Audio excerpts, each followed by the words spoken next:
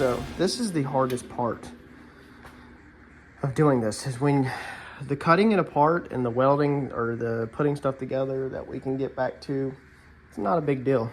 I guess I could have found a way to Cleco this, but I went ahead and burned it all the way in instead. So there's lots of sitting here like this, just staring at it, because I question myself, believe it or not, as much as y'all question yourself with your projects. So when you're not motivated or you don't know how you're going to do it because you don't understand, I have them feelings also. I just sometimes go for it. I try to think a lot. The Comet taught me a lot. That's what I said, that this build will be past the Comet, because the Comet taught me here. This is teaching me here. We have to work here to even achieve this build, if not higher. But Lord, I pray that that is right, and that I didn't miss nothing. I've thought long and hard about it. I have run rubber spacers in here, so my floor structure is up. This is not welded in yet. So we just put in that one step down. This gets it so that I have a flat floor. I'll probably come right here in the center with another C-channel, and then we'll probably B-roll the metal this way for strength. So that floor should be solid.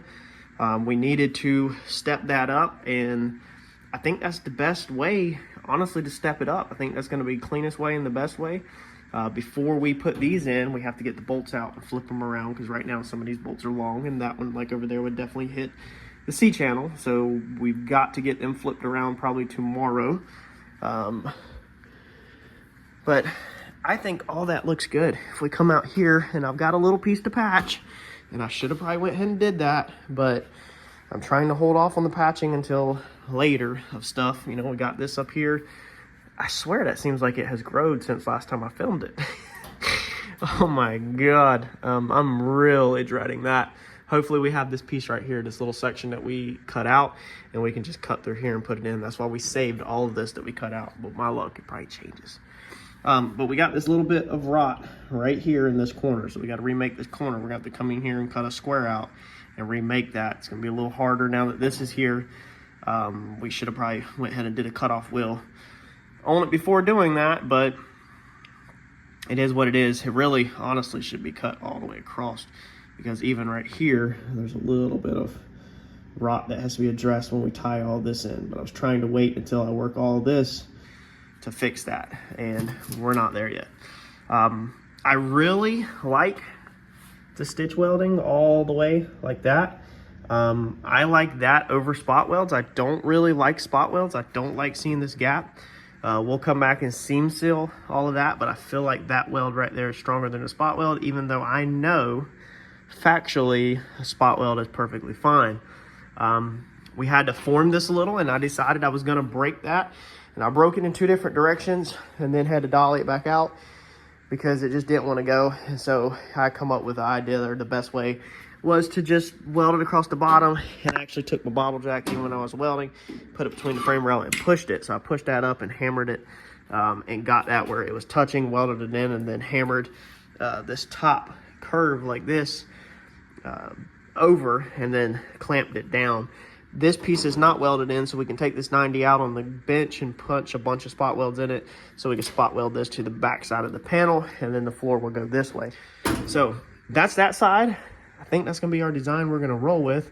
So now all we got to do is do it on that side, and then we have something that we can physically lay our sheet metal on once we come in here with a center bracing. If anybody knows anything about the Ford BT Cummins swaps, mating up different transmissions, reach out to me. Maybe my email's in the description below if you're very knowledgeable on it, because I am struggling right now. I got a bell housing on the engine, and I got a bell housing on the transmission that we went with, and I'm trying to get them together. And I learned from doing the Comet that it is very important for us to figure that out now before we do the floor structure. So I'm only doing this so that we can do the back seat area.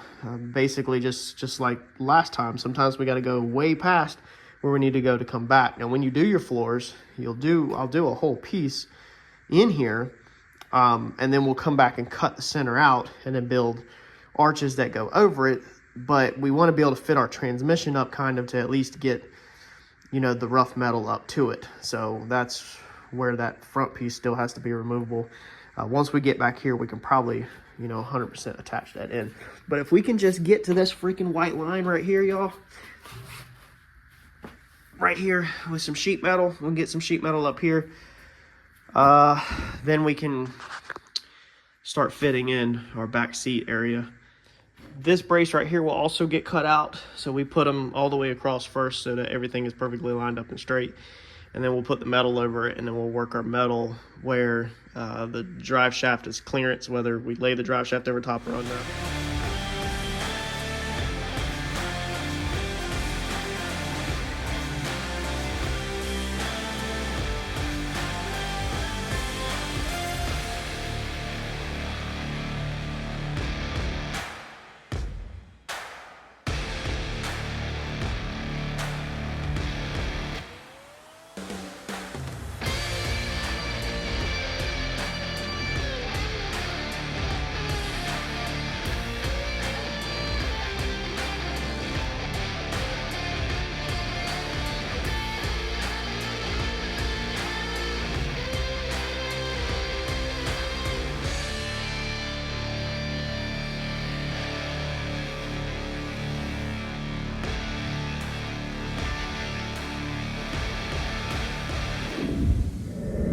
So we're back at it this morning, but I'm still dragging. So for some reason, I don't know why, mentally, doing these pieces right here really slapped me in the face last night, and really made me question myself. So you get, if you've ever built a car and made mistakes like I did on the Comet, and you you have to continuously cut things apart.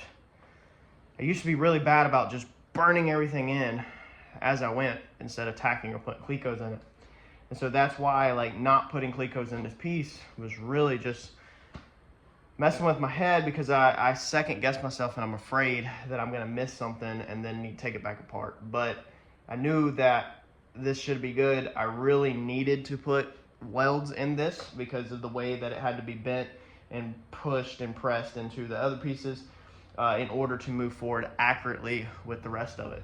So I just really got in my head, second guessing myself, and I quit last night. So I literally just was like, you know what? The wife was like, wow, you're already upstairs? And I was like, dude, I'm in my own head, my own worst enemy. Scared myself that, you know, I'm gonna lock some stuff in and not be able to go back. Such as, like, a little example, which I already knew this. I mean, I went ahead and did it without it, but like that right there, you know, that corner probably should have been repaired before I did all this. I just said the same thing on the other side. However, I just want to keep it moving. I don't want to stop and mess with that right now. I can get in there with some little tools and do that, but it's stuff like, you know, like that, or if you inside here, once you put this piece on, we can no longer get up inside there behind that piece. Like, it's welded in now. Like, we are there. We are welded in. So that's the type of stuff that the whole time, all of this, I've been able to get around. I've been able to get back to. There's nothing that I've still not yet permanently welded in the back. It's held in with Clecos. Some of this stuff, man, like, I get it, dude. If you're scared or you're worried with your project, you know, that you're gonna mess up, dude, I get it. The Comet, I just dove right in and I cut stuff apart multiple times until I got it where I was decently happy. And then even then, sometimes when it's time to run lines and stuff, you're like, why did I put that there? Like, if it would have just been 1/4 of an inch more, it would have been so much easier. This floor structure up here, the front, so we've got to come in here and we've got to extend this all the way around and then cut all of this out. It's stuff like that sometimes I worry. I'm like, man, how do I know that I'm, you know, dead on? Like, how do I know that I'm 100%? This is clamped in. I think this will definitely get maybe Clecoed. I hate to drill an 8th hole through that, but I probably don't want to weld that flange all the way on. The bolts still have to be turned around, but we got to cut this crossbar out before we can go that way, even though that's not the direction we're trying to go right now. We'll probably we'll stop right here at the A-pillars, and we'll probably save this area for when we get more done in the back. I think we're gonna definitely turn around and keep focus on going backwards.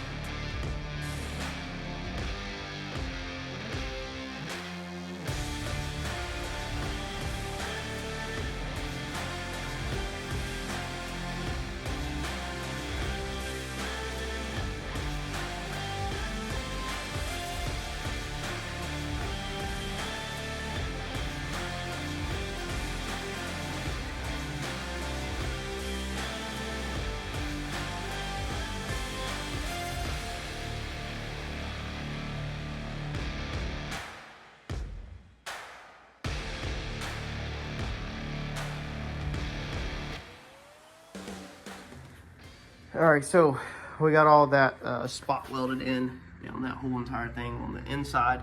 So that is completely strong. Feeling better about it. These two right here are temporary. It's just so when I lay the metal in there and I sit on the metal to work or whatever, it's not gonna bend in, because I don't know exactly where I want to put that crossbar yet. So I think we're gonna hold off and just keep temporary pieces in until we can sit the seats in and find out where exactly they're gonna go and how I want to do this area right in here to bolt the seats up. All right, so I'm thinking that sadly, this is how it's gonna have to be. I need to throw down a piece of metal here. I need to stop, run to the shop, grab a front seat, and fit it in here and physically sit in the front seat so that I can determine, actually I'll probably put plywood down. If I got a sheet here, better than denting the metal up with them tracks. That way I can determine if this is doable or not and how much foot room there's gonna be.